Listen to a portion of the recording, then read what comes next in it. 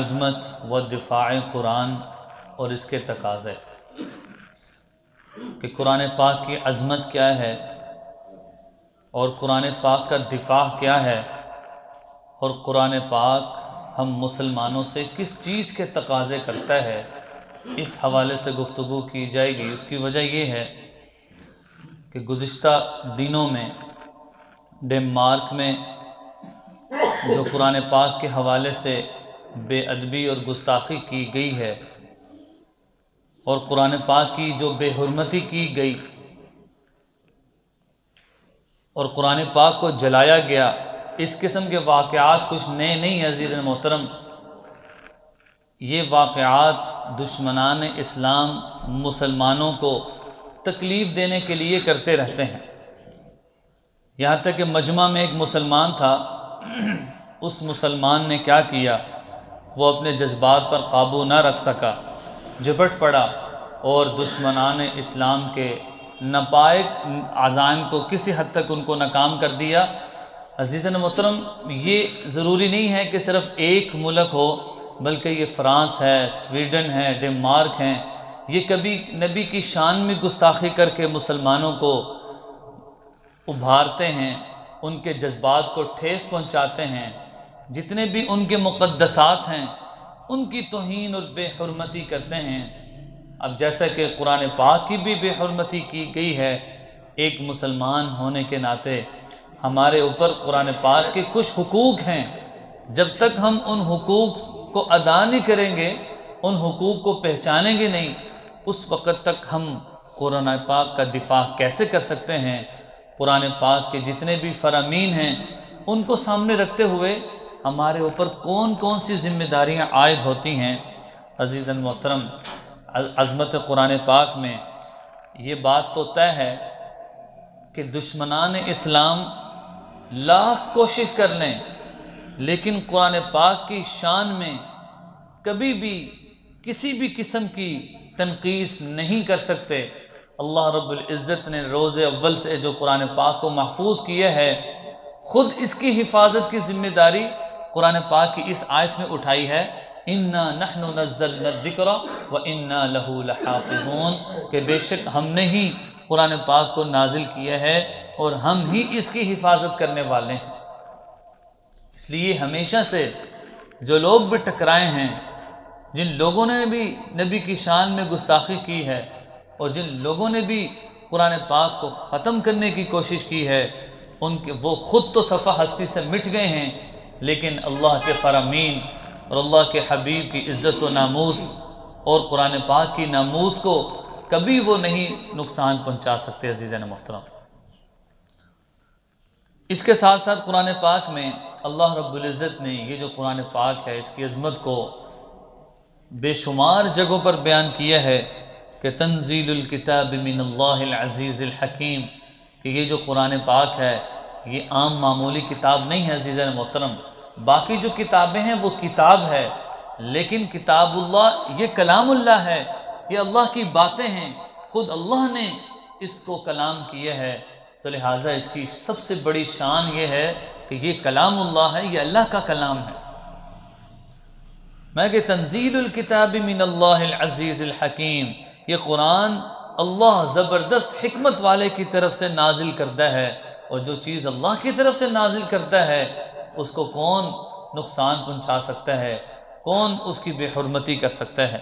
سو لہٰذا یہ جو قرآن پاک ہے صرف اتنا نہیں کہ اللہ کی طرف سے نازل کرتا ہے، بلکہ اس کو جس فرشتے نے جناب رسول اللہ صلی اللہ علیہ وسلم کے قلب اطہر پر نازل کیا، وہ فرشتہ بھی فرشتوں کا سردار ہے، اور قرآن پاک میں فرمایا وَإِنَّهُ لَتَنزِيلُ رَبِّ الْعَالَمِينَ نَزَلَ بِهِ الرُّوحُ الْأَمِينُ عَلَىٰ قَلْبِكَ لِتَكُونَ مِنَ الْمُنذِرِينَ۔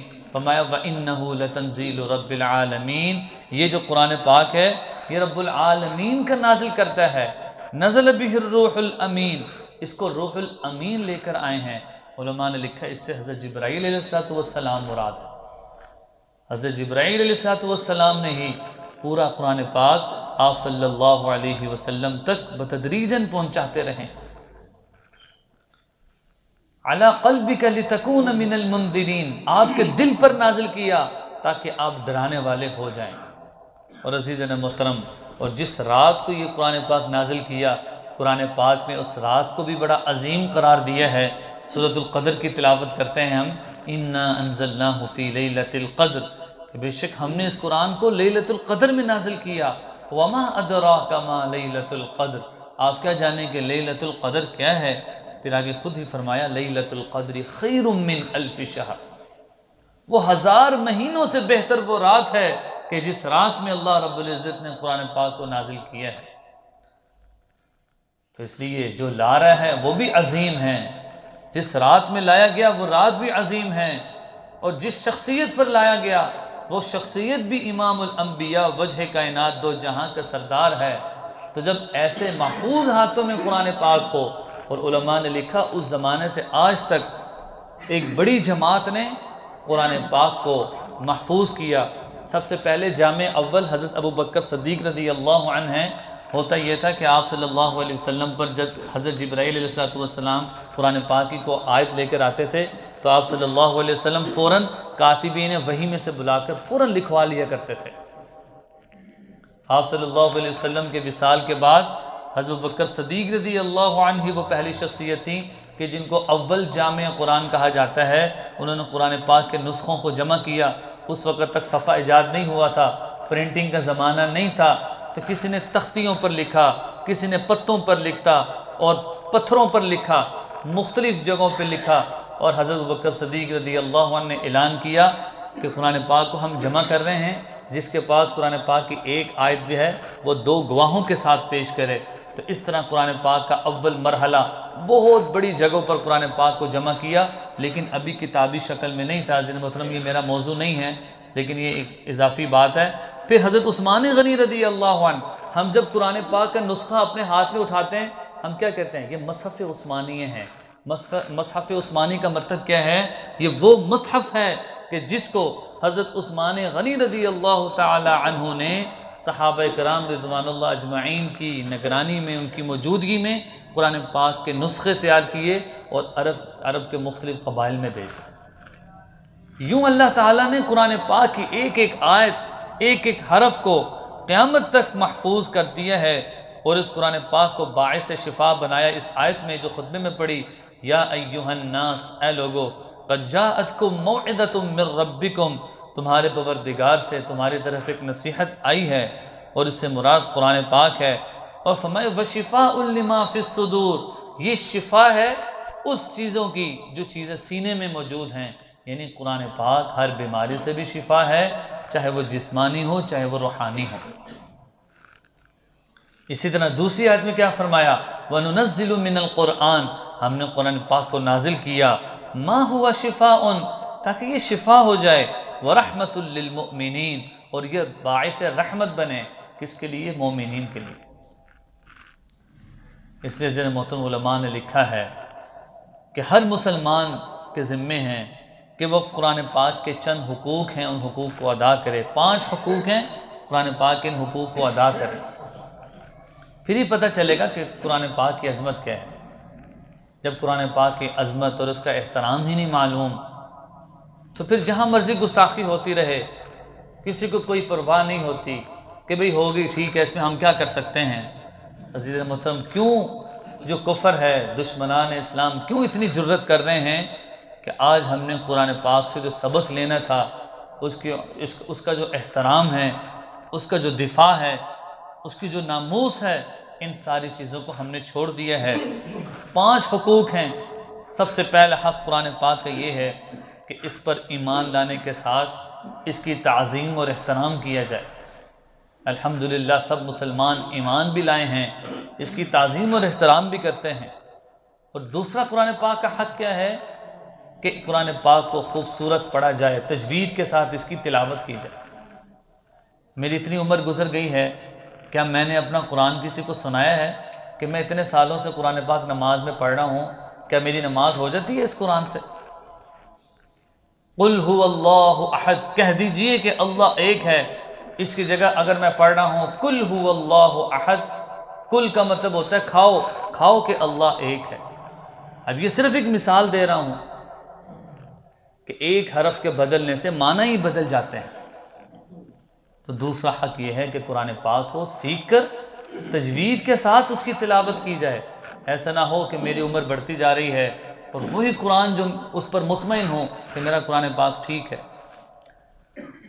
اور تیسرا حق قرآن پاک کا یہ ہے کہ قرآن پاک جب آپ نے ترجمے کے تجوید کے ساتھ سیکھ لیا تو اس کے بعد نمبر آتا ہے فہم اور تدبر کا، کہ صرف یہ نہیں ہے کہ قرآن پاک پڑھتا جا رہا ہوں اس کا معنی اور مفاہیم نہیں پتہ۔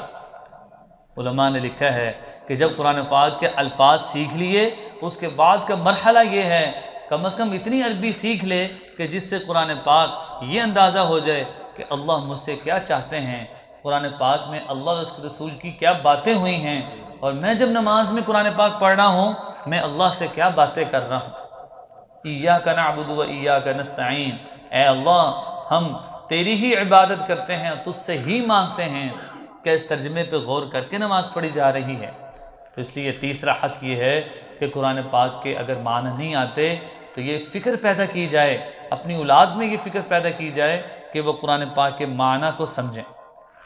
اور چوتھا یہ ہے کہ قرآن پاک کے احکام کی تبلیغ کی جائے، جو قرآن پاک کے احکام ہیں، جو اللہ نے جو حکم بیان کیے ہیں، جتنے بھی اوامر ہیں ان کا حکم کریں، اور جتنے بھی نواہی ہیں جن چیزوں سے منع کیے ہیں ان سے منع کریں، یہ حق ہے۔ اور پانچواں حق یہ ہے کہ جب عمل بھی ہو گیا تو اس کے نفاذ کی کوشش کی جائے کہ قرآن پاک کے جتنے بھی احکام ہیں وہ نافذ ہو جائیں، چاہے وہ میرے جسم میں نافذ ہوں، چاہے وہ حکومتی سطح پر نافذ ہوں۔ پھر عزیزاً محترم یہ 5 حقوق جو ادا کرے گا وہ قرآن پاک کا حق ادا کر رہا ہے۔ اس لیے اب سوال یہ پیدا ہوتا ہے کہ اب قرآن پاک کی ناموس اور قرآن پاک کا تحفظ ہم کیسے اور کیوں کریں؟ کیسے قرآن پاک کا تحفظ ممکن ہے؟ دیکھیں ہر مسلمان کے لیے یہ ضروری ہے کہ آج کل کے جو مسلمان ہیں، نوجوان ہیں، شیطان اور کفار کے فتنوں سے بچانا ان کو بہت ضروری ہے۔ اچھا، بچانے کے لیے سب سے بنیادی بات کیا ہے؟ ان کو قرآن پاک کے قریب کیا جائے، قرآن پاک پڑھنے کی عادت ڈالی جائے۔ اس لیے جو بچے ہیں، ہم بچوں کی تربیت میں جہاں پر ڈاکٹر انجینئر بنانے کی فکر کرتے ہیں، اپنی ساری صلاحیتیں لگاتے ہیں، جتنے بھی ہمارے پاس وسائل ہیں ہم سارے وسائل کو لگا دیتے ہیں، جو کما رہا ہوں میں سارا لگا رہا ہوں کہ بچے کسی طریقے سے اچھا سکول پڑھ جائیں، ڈاکٹر انجینئر بن جائیں۔ اور 24 گھنٹے میں کیا 1 گھنٹہ بھی ہمارا بچہ قرآن پاک تجوید کے ساتھ سیکھ رہا ہے کہ نہیں سیکھ رہا؟ یہاں مسجد میں پڑھنے آتا ہے کہ نہیں آتا؟ عصر سے مغرب یہاں پر بچے پڑھتے ہیں، کیا میرا بچہ قرآن پاک پڑھ رہا ہے کہ نہیں پڑھ رہا؟ اگر نہیں پڑھ رہا تو عزیز محترم یہ فکر کی بات ہے کہ جہاں پر اولاد کی تربیت کی بات آتی ہے ان میں جہاں پر یہ دیکھیں گے ضروری ہے کہ بچے کو یہ بتایا بچے سکول نہیں جاؤ گے نا کامیابی نہیں ملے گی، وہاں پر یہ بھی بتانا ضروری ہے کہ بچے قرآن نہیں پڑھو گے تو اللہ کیسے راضی ہوں گے۔ مرنے کے بعد کی جو زندگی ہمیشہ کی کامیابی کا انحصار جس چیز پر ہے وہ اللہ، رسول اور قرآن ہے۔ جب تک اس کے دل میں نہیں بٹھائیں گے وہ یہ سمجھتا رہے گا کہ مجھے تو میرے ابو پال رہے ہیں، میری ضرورتیں سارے ابو پوری کر رہے ہیں۔ تو اس لیے بچوں کی تربیت میں ان کا دھیان اللہ کی طرف، اللہ سے ہونے کو، تھینک یو کی جگہ جزاک اللہ ان کو سکھلائیں، بارک اللہ سکھلائیں، الحمدللہ، ماشاءاللہ، یہ جتنی بھی کلمات ہیں ان کے بولنے سے ثواب ملتا ہے۔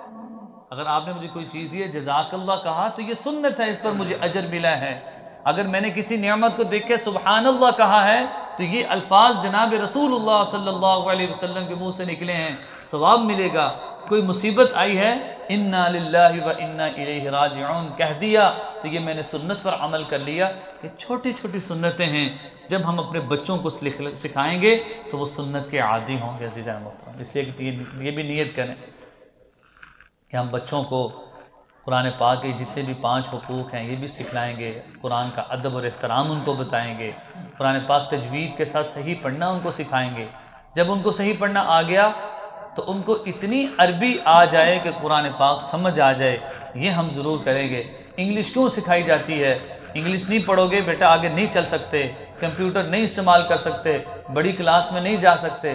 اسی طرح یہ بتلایا جائے کہ جب عربی نہیں سیکھو گے تو یہ کیسے پتہ چلے گا اللہ اور اس کے رسول کی آپس میں باتیں کیا ہوئی ہیں؟ آپ صلی اللہ علیہ وسلم کی زبان عربی ہے، جب تک حضور کی زبان نہیں سیکھ سکتے اس وقت تک فرامین کو صحیح سمجھ نہیں سکتے۔ ایک یہ ہے کہ درس حدیث صبح ہوتا ہے، وہاں پر اردو میں ایک ترجمہ کیا جا رہا ہے، ایک ہے عربی میں۔ اب وہ ظاہر ترجمے میں فرق تو آ جاتا ہے۔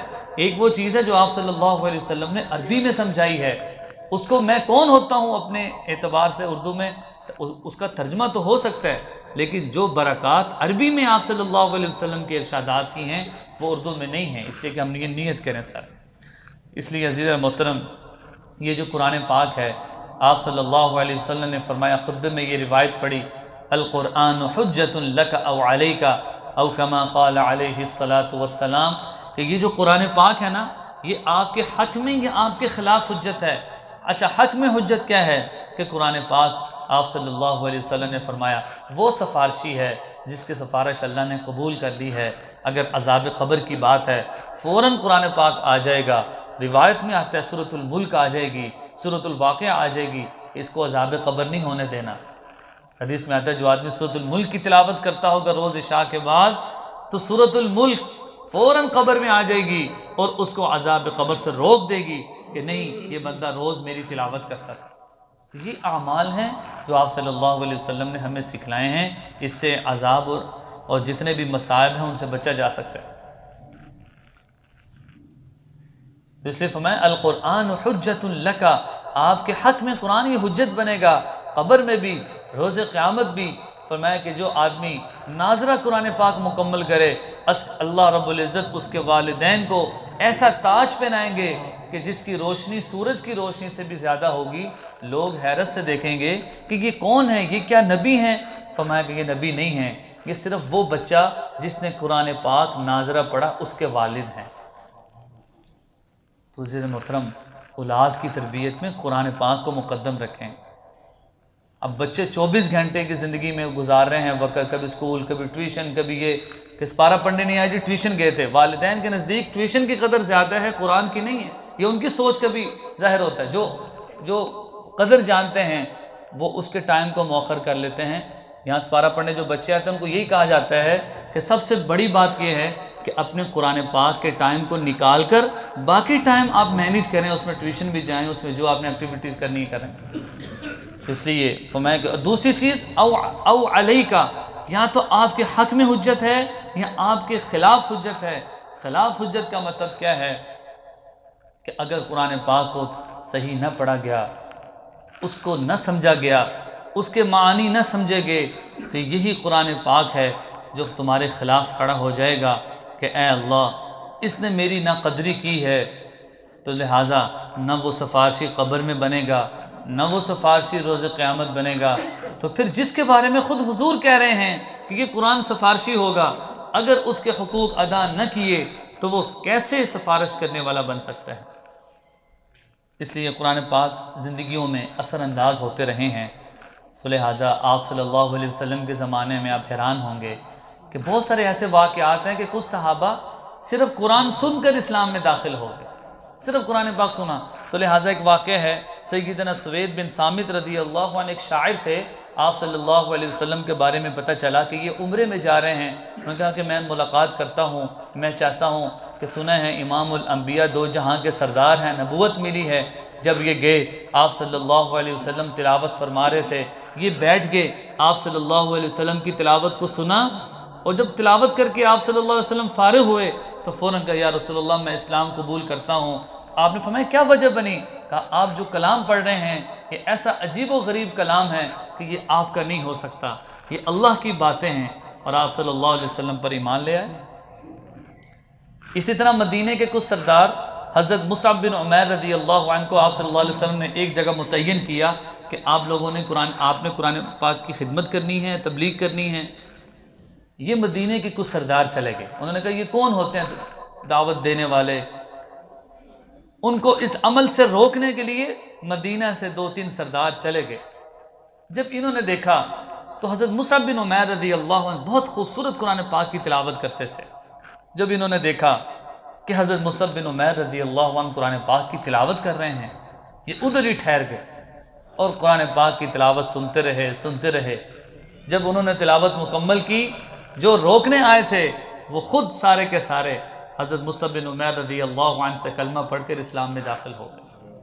اسی طرح آپ صلی اللہ علیہ وسلم جب ہجرت کے لیے جا رہے تھے، ہجرت کی رات میں حضرت بریدہ اسلمی رضی اللہ عنہ ایک صحابی ہیں، یہ کیسے اسلام میں داخل ہوئے؟ آپ صلی اللہ علیہ وسلم ہجرت کی رات ان سے ملے، آپ صلی اللہ علیہ وسلم نے فرمایا کہ تم کہاں آئے ہو؟ کہا کہ ہم تو ایسے جا رہے ہیں۔ آپ صلی اللہ علیہ وسلم نے قرآن پاک ان کو سنایا، ان کا دل نرم ہوا اور اس کی برکت سے یہ اسلام میں داخل ہو گئے۔ خود حضرت عمر فاروق رضی اللہ عنہ آپ حضرات کے علم میں ہوگا، آپ صلی اللہ علیہ وسلم کو نعوذ باللہ قتل کرنے کے لیے جا رہے ہیں، لیکن جب دیکھا کہ ان کی جو بہن ہے وہ اسلام میں داخل ہو چکی ہے، اس نے قرآن پاک کی تلاوت پڑھی، سورہ طٰہٰ پڑھی۔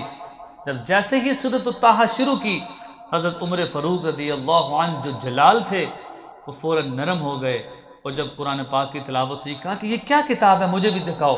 کہا ہم آپ کو ایسے نہیں پکڑا سکتے۔ ان کو غسل کروایا، کلمہ پڑھایا، اسلام میں داخل ہوئے قرآن پاک پڑھنے کی برکت سے۔ تو اس لیے عزیزِ محترم یہاں پر بھی الحمدللہ قاری صاحب ہیں، عصر سے مغرب یہاں پر بچوں کو قرآن پاک پڑھاتے ہیں، حافظ بھی ہیں، عالم بھی ہیں۔ تو کوشش کریں کہ بچوں کو مسجد میں قرآن پاک پڑھنے کے لیے بھیجیں، کہ جہاں پر بہت ساری اور تعلیم کی فکر ہو رہی ہے وہاں پر بچے قرآن پاک صحیح تجوید کے ساتھ بھی پڑھنا سیکھ لیں۔ ہفتے میں ایک دن ان کی تربیت کی بات بھی ہوتی ہے، نماز کی عملی مشق بھی ہوتی ہے، تاکہ سارے ہمارے بچے وہ نماز کے عادی بھی بنیں اور قرآن پاک پر محنت کرنے والے بھی بنیں۔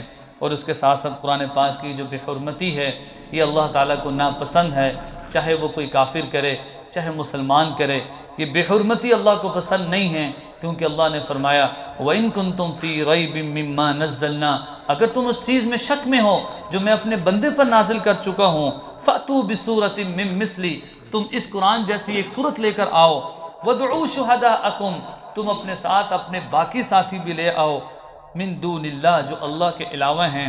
تو اللہ فرماتے ہیں کہ تم ایسا ہرگز فَإِن لَّمْ تَفْعَلُوا وَلَن تَفْعَلُوا فَأْذَنُوا بِحَرْبٍ، میں کہ اگر تم لے آؤ تو تم بچو، اپنے آپ کو بچاؤ اس آگ سے، وَقُودُهَا النَّاسُ وَالْحِجَارَةُ، کہ جس کا ایندھن انسان اور پتھر ہے۔